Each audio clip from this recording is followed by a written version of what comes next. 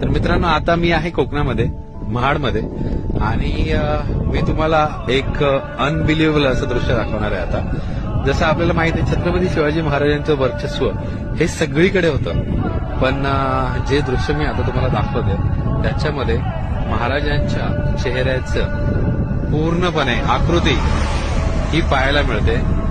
जी समोर पर्वतरांग आहे तिकडे बघा, महाराजांची जिरेटोप, त्याच्यानंतर डोळे, नाक, ओठ आणि दाढी, हे सगळं बघा किती हुबेहूब पाहायला मिळते. तुमच्यापैकी किती जणांनी तिकडे येऊन हा अनुभव घेतलाय हे नक्की मला कॉमेंट सेक्शन मध्ये सांगा. पण खरंच अंगावर काटे आणणारं दृश्य हे आज मी अनुभव करतोय इथे.